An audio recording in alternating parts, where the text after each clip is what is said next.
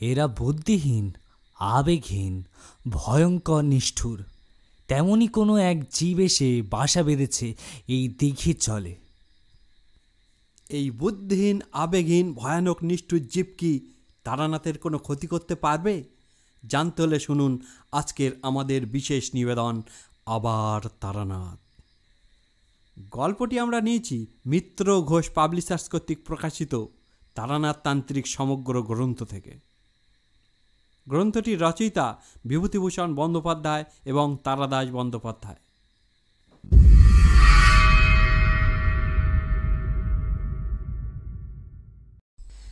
একদিন তারানাথকে পাণ্ডিত্যে পায়। দিনটা বর্ষার, আর মেঘলা আকাশ দেখলেই কিশোরী আর আমি কিসের যেন আকর্ষণে তারানাথের বাড়ি গিয়ে হাজির হই। আমাদের এই প্রাত্যহিক নিতান্ত পরিচিত জগৎটার বাইরে এক আশ্চর্য দুনিয়ার কথা সে আমাদের শোনায়, যেখানে সম্ভাব্যতা এবং অসম্ভাব্যতার মাঝখানে সীমারেখাটা খুব অস্পষ্ট, দেখা যায় কি যায় না। আলাপের প্রথম দিকে আমি আর কিশোরী আড়ালে হাসাহাসি করেছি, কিন্তু পরবর্তী সময়ে তারানাথের এমন কিছু অদ্ভুত ক্ষমতা আমরা দেখেছি যার পরে অবিশ্বাস জিইয়ে রাখা কঠিন হয়ে পড়ে। আজও তেমন একটা ঘটনা ঘটল। তারানাথের বাইরের ঘরে বসে আড্ডা হচ্ছে। চারি, তারানাথের কন্যা, আজ কয়েকদিন হলো বাপের বাড়ি এসেছে, থাকবে দিন দশেক। তাকে আমরা খুব ছোট দেখেছি।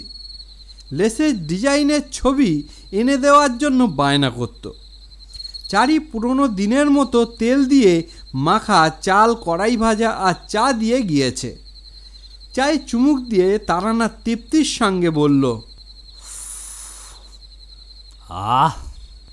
তারপর সামনে রাখা পাসিংশোর প্যাকেট থেকে একখানা সিগারেট বের করে ধরাতে গিয়ে হাওয়ার দাপটে পরপর 3টে দেশলাই কাঠি নষ্ট করে ফেলল।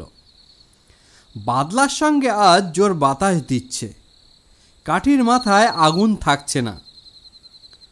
কিশোরী চিরকালই বেফাস কথা বলতে পটু। হঠাৎ সে বলে ফেলল, আপনি তো কত রকম ক্রিয়া জানেন, বাতাস থামিয়ে দিতে পারেন না? সিগারেট তাহলে ধরত। তন্ত্রমন্ত্র তারানাথের নিজের কর্মক্ষেত্র, বিশ্বাসের ক্ষেত্র। এসব নিয়ে রসিকতা তার একেবারেই পছন্দ নয়। সে কিশোরীর দিকে রসকষায়িত দৃষ্টিপাত করে বলল, করা যায় তো। কতটুকু জানো তুমি এসবের? কি করি? সে তোমার মতন মূর্খকে বলে লাভ কি? কামাখ্যা তন্ত্রে আছে, ব্রহ্মস্ত্রং সম্প্রবক্ষামি সদ্য প্রত্যয় কারকম যস্যা শরণ মাত্রেং পবন হপি স্থিরায়তে। ও তো একটা সংস্কৃত শ্লোক মাত্র, বাতাস থামান দেখি। তারানাথ মাঝে মাঝে খুব রেগে যায়, এবং সে রেগে গেলেই আমরা একটা না একটা অদ্ভুত কিছু দেখতে পাই। কিশোরীর কথা শুনে সে মুখ ফিরিয়ে জানালার বাইরে তাকালো এবং অনুচ্চস্বরে দ্রুত কি একটি দুর্বোধ্য মন্ত্র বলে গেল। সে মুখ ফেরাতে কিশোরী বলল, কই কিছু হলো না তো? তারানাথ বলল, সন্তান গর্ভে এলে পরের দিনই কি প্রসব হয়? অপেক্ষা করো। আশ্চর্য ব্যাপার, মিনিট খানেকের মধ্যেই বাতাসের দাপট কমতে কমতে একদম স্থির হয়ে গেল।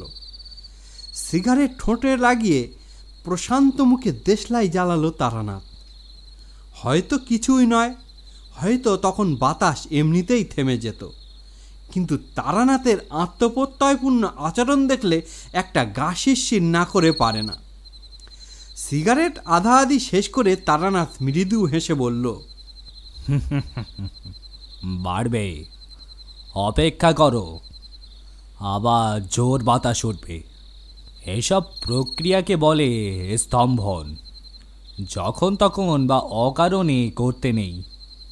নেহাত তোমরা আমাকে রাগিয়ে দিয়ে ব্যাপারটা ঘটালে। বললাম, কেন? করলে কি ক্ষতি হয়? হবে আবার কি? প্রকৃতির বিরুদ্ধে গেলে যা ক্ষতি হতে পারে তাই হয়। কিশোরী জিজ্ঞাসা করল, স্তম্ভন প্রক্রিয়া দিয়ে আর কি কি করা যায়? সাইদানি হিসেবে ব্যবহৃত নারকেলের মালা দগ্ধাবিশিষ্ট সিগারেটের টুকরোটা গুজে দিয়ে তারানাথ বলল, সবই করা যায়। যন্ত্রের একটি ব্যাপক প্রক্রিয়ার নাম স্তম্ভন। ঠিকমতো আয়ত্ত করতে পারলে এর দ্বারা সব কিছু করা সম্ভব। সমস্ত জগৎ সাধকের হাতের মুঠোয় চলে আসে। এই যে তুমি এত কথা বলছো, স্তম্ভনের মাধ্যমে তোমার মুখ বন্ধ করা যায়। শুনবে? শোনো। পুষ্যার্কে মধুবন্দাকং গৃহীতা প্রক্ষিপেত বোধ সভামধ্যেজ সর্বেষাং মুখ স্তম্ভং প্রজাপতি।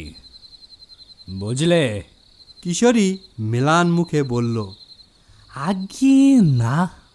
পুষ্যা নক্ষত্রে সূর্যের অবস্থানকালে হাতের যষ্টিমধুর মূল নিয়ে সবার ভেতরে নিক্ষেপ করলেই সবাস্ত সকলে স্তব্ধ হয়ে যায়। সংস্কৃত শেখো, একটু সংস্কৃত শেখো। কিন্তু ইয়ে তো খুব সহজ কাজ। ষষ্ঠী মতো মুদিখানাতেই পাওয়া যায়। আর পুষ্য নক্ষত্রে সূর্য কখন থাকবে সেটা পঞ্জিকা দেখেই যে কেউ বলতে পারে। তাহলে সবাই কেন চেষ্টা করে দেখে না? তারানাথ বলল, আসল ব্যাপারটাই তুমি ভুলে যাচ্ছ। এই সমস্ত প্রক্রিয়ায় তোমাকে করতে হবে একটি গোপন বীজ মন্ত্র উচ্চারণ করে, যে মন্ত্র গুরু তোমাকে দেবেন। এজন্য উপযুক্ত গুরুর কাছে দীক্ষা না নিলে তন্ত্র সাধনা করা যায় না। তা নইলে তো সবই যা ইচ্ছে তাই করে বেড়াতো। যাও না, কোনো মেয়েকে আকর্ষণ করবার জন্য কোচবকের বাঁদিকের ডানা পালক হাতে নিয়ে কৃষ্ণা চতুর্দশী রাত্রে লোকবসতির বাইরে নিম গাছের তলায় বসে 10,000 বার জপ করো।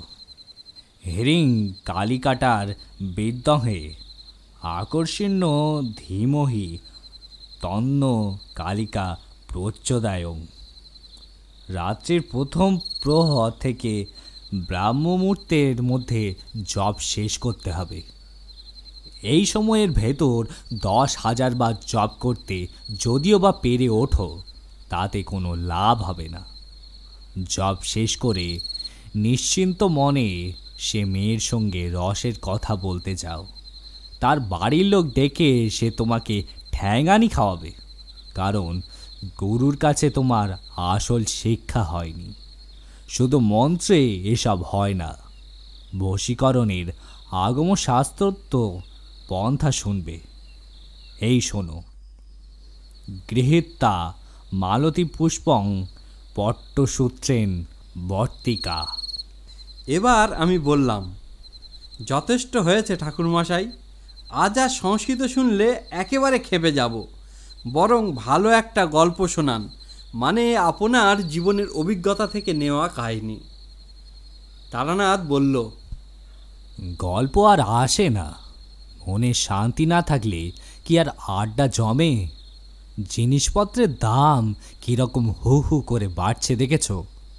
আজ সকালে বাজারে গিয়েছিলাম, তা দেখলাম রোজকার খাওয়ার মতো মাঝারি চাল 4 আনা সের, সর্ষের তেল 9 আনা, আলু 4 পয়সা, পটল 6 পয়সা। একখানা গঙ্গার ইলিশ পছন্দ হয়েছিল, দাম বলল 12 আনা।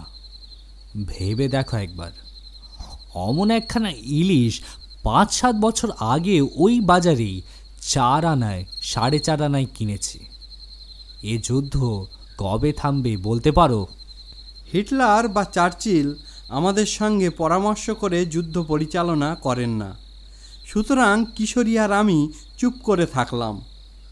তারানাথ বলল, মাছের কথায় একটা ঘটনা মনে পড়ল। অনেক রকম কাণ্ড জীবনে দেখেছি। বীরভূমের শ্মশানে মাতুপাগলির সঙ্গে পেয়েছি।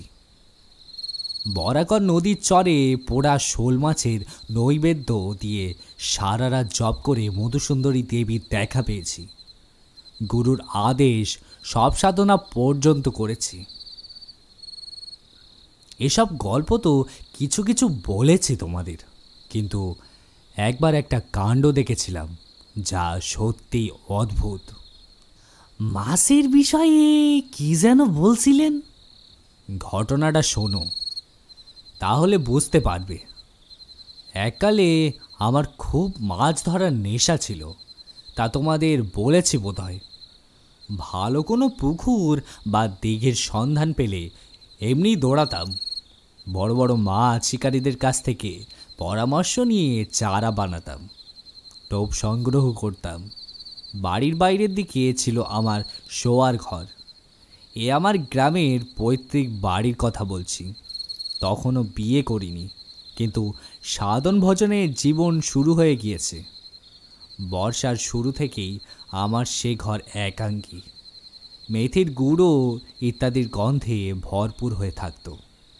কৌটোয় কৌটোয় থাকত চিনির রসের গাঁথ, পিঁপড়ের ডিম, বোলতার চাক, এইসব। বড় মাছ ধরে খুব পেট ভরে খাবো এই উদ্দেশ্য নিয়েই মাছ ধরতাম না।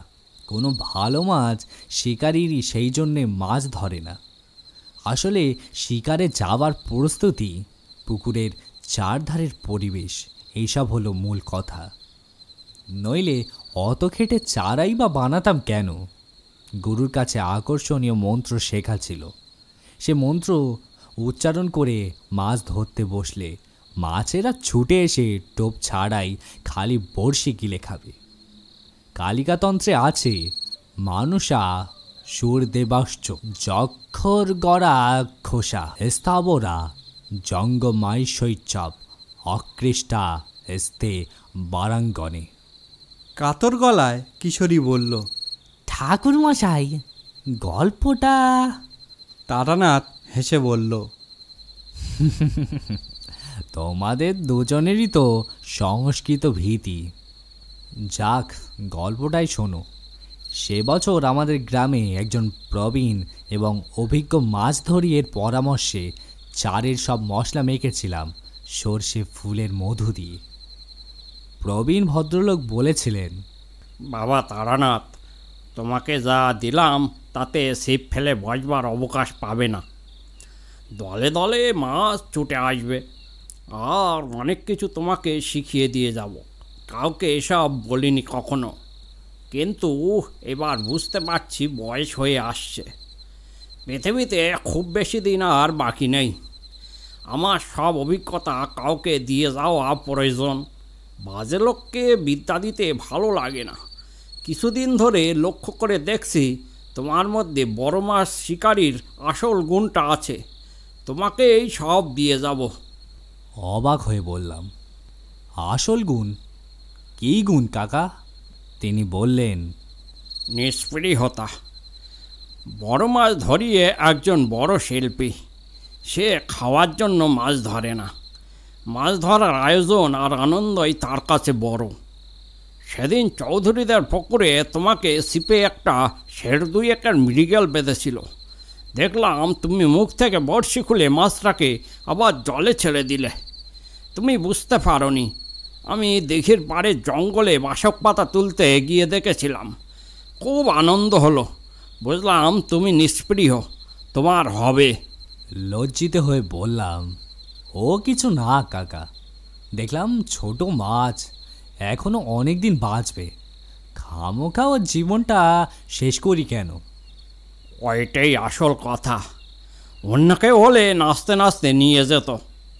গ্রাম সম্পর্কের সেই কাকা মাছ ধরবার বিদ্যা আমাকে বেশ পাকা করে দিয়ে গিয়েছিলেন। আজ বহুদিন হলো তিনি দেহ রক্ষা করেছেন। আমার সেই প্রথম যৌবনেই এখনও তার কথা মনে পড়লে বুকের ভেতরটা কেমন করে। ওসব মেজাজি সৎ মজাদার লোক আজকাল আর দেখতে পাওয়া যায় না।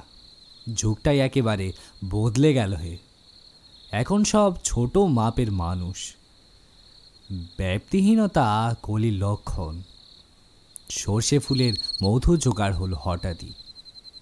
বিশেষ চেষ্টা করতে হলো না।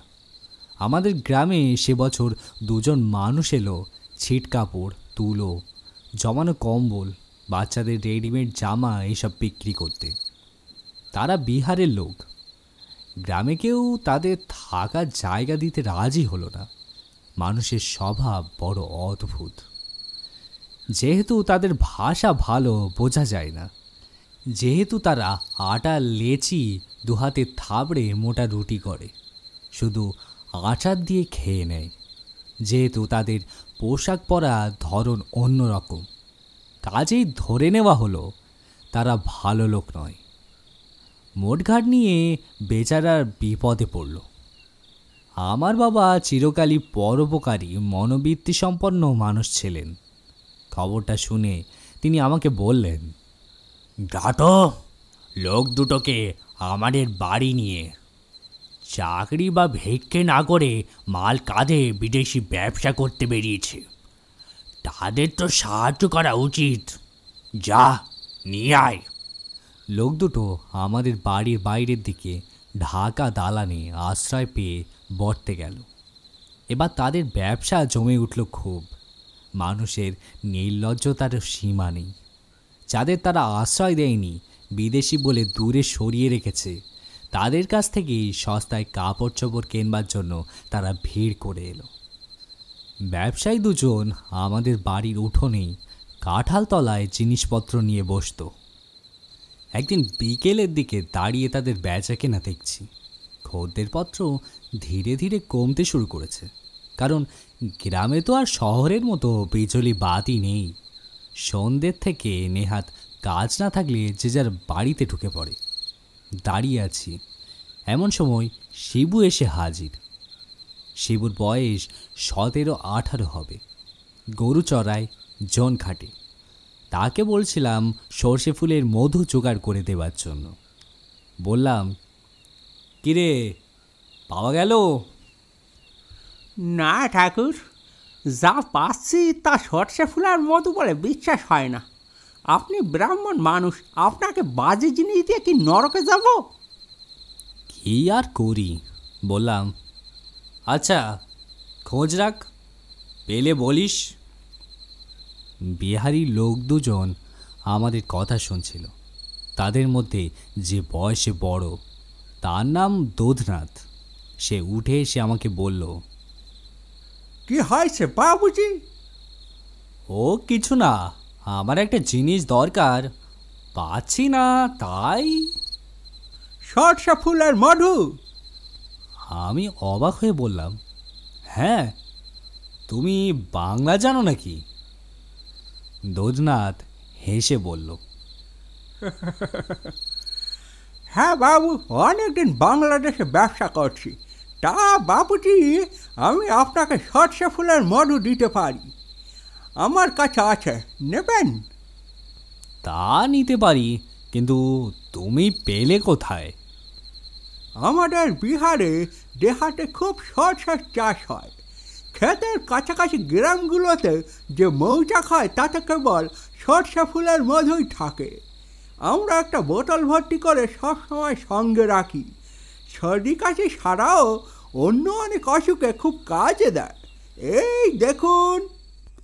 মালের গাঁটরির ভেতর থেকে খুঁজে দোধনাথ একটা বোতল বের করল। উজ্জ্বল সোনালি রঙের তরল পদার্থে বোতলটা ভর্তি।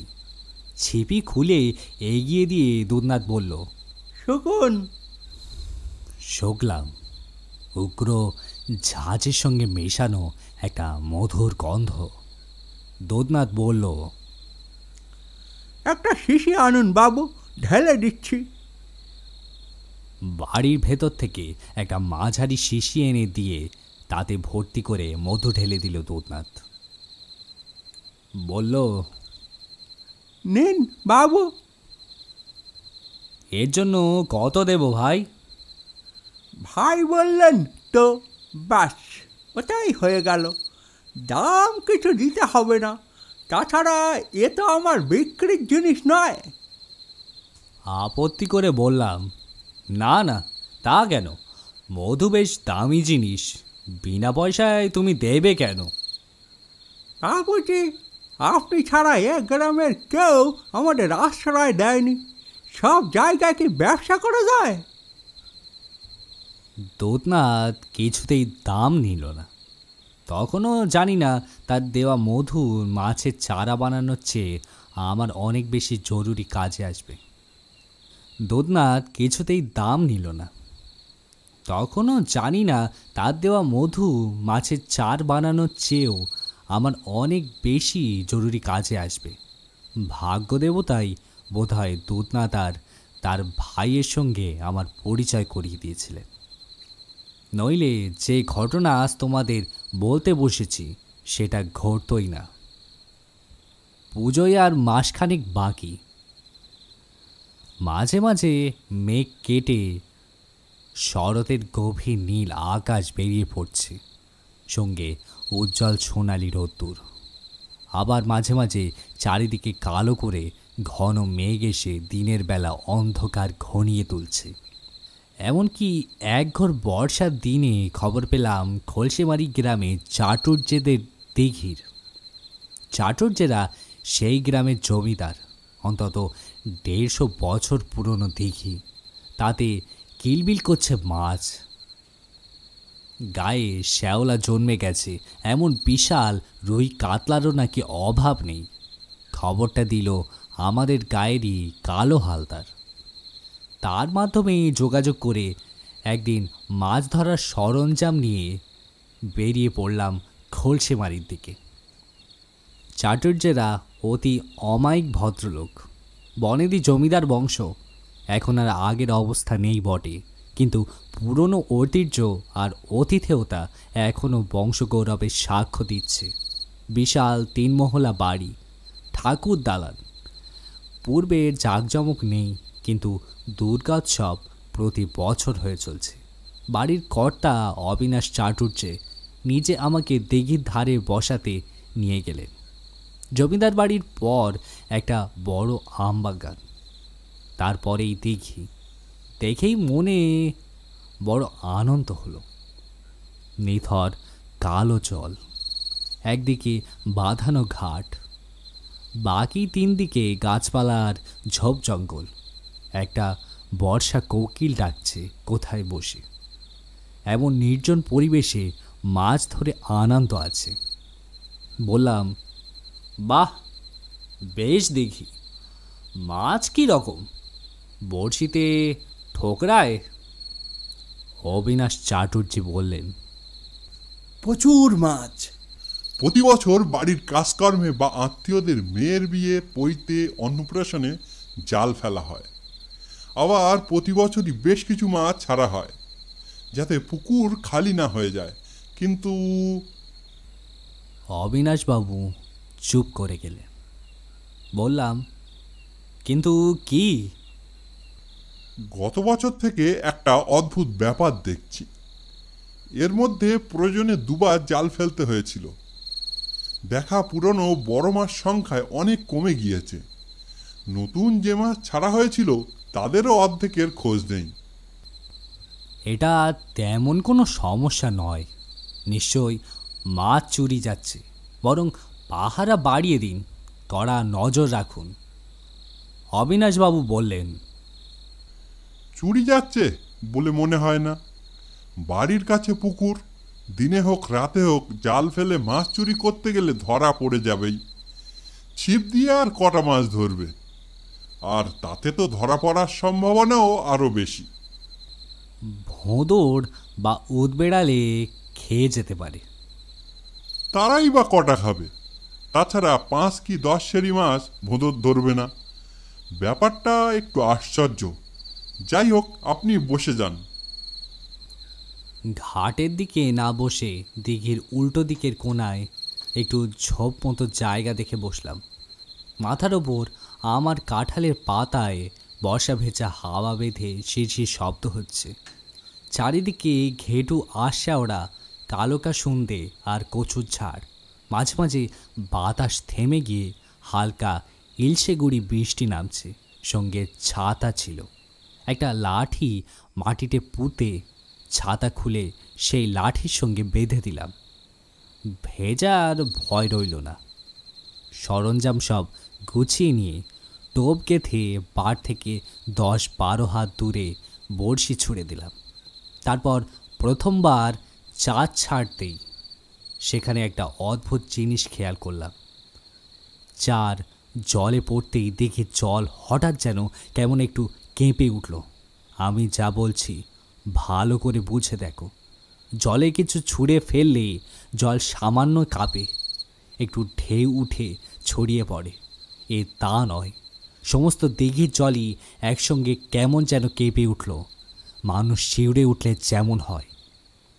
প্রথমে ঘটনাটাকে তেমন আমল দেয়নি, ভেবেছিলাম হঠাৎ সামান্য বাতাস উঠে বুঝি ওই রকম হয়েছে।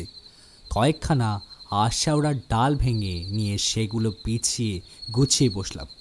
চমৎকার মেঘান্ধকার দিনটা, মাথার ওপর গাছের পাতা থেকে বাতাসের ঝাপটায় ফোঁটা ফোঁটা জল পড়ছে গায়ে। পাশে কচু গাছের ডাঁটি বেয়ে একটা বেনে বউ পোকা উঠছে। এমন পরিবেশে মনে বেশ শান্তি আর আনন্দ থাকা উচিত। মাছ ধরতে বসার প্রথম দিকে সেটাও ছিল, কিন্তু একটু পর থেকেই মনটা কেমন যেন খারাপ হয়ে যেতে লাগলো। মেঘে ঢাকা আকাশের জন্য পরিবেশ যতটা অন্ধকার হওয়া উচিত তার চেয়েও যেন বেশি কালো হয়ে এসেছে।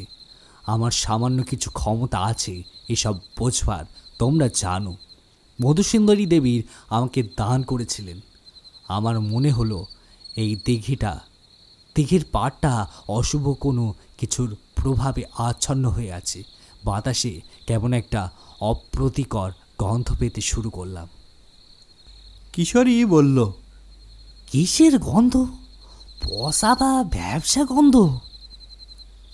না, সে তোমাদের ঠিক বোঝাতে পারবো না।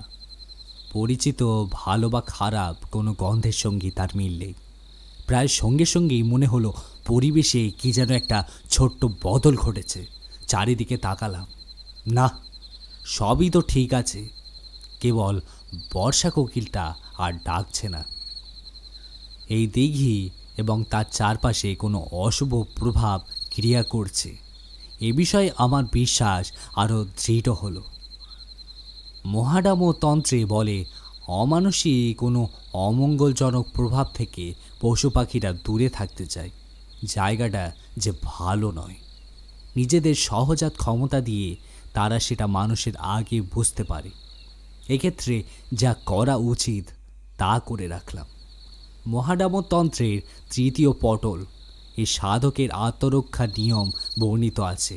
মনে মনে 12 বার গুরু প্রদত্ত বীজমন্ত্র উচ্চারণ করে তারপর আত্মরক্ষার জন্য ডামতন্ত্রে উল্লেখিত মন্ত্রোচ্চারণ করে দেহ বন্ধন করে নিলাম। এখানে যে অশুভ প্রভাবী কাজ করুক না কেন, সে আমার কোনো ক্ষতি করতে পারবে না। অবিনাশবাবু মিথ্যে কথা বলেননি। দিঘিতে সত্যি প্রচুর মাছ। চারেরও গুণ আছে বলতে হবে। মিনিট 15 মধ্যেই ফতনা 2-4 বার কেঁপে উঠে একেবারে নিতলি হয়ে গেল। তামাক ধরাতে যাচ্ছিলাম, হুঁকো কলকে ফেলে রেখে ছিপ চেপে ধরলাম। কড়কড় শব্দ করে দ্রুতবেগে হুইল উল্টো দিকে ঘুরে যেতে লাগলো। টান দেখে বুঝলাম অন্তত 7 কি 8 ওজনের মাছ বড়শিতে গিলেছে। বড়শি মুখে নিয়ে মাছটা পুকুরের নানান দিকে ছোটাছুটি করতে লাগলো। আমিও দেখতে লাগলাম, আমিও খেলতে দিলাম। এ সময়ে কখনো টান দিতে নেই বা হুইল গোটাবার চেষ্টা করতে নেই।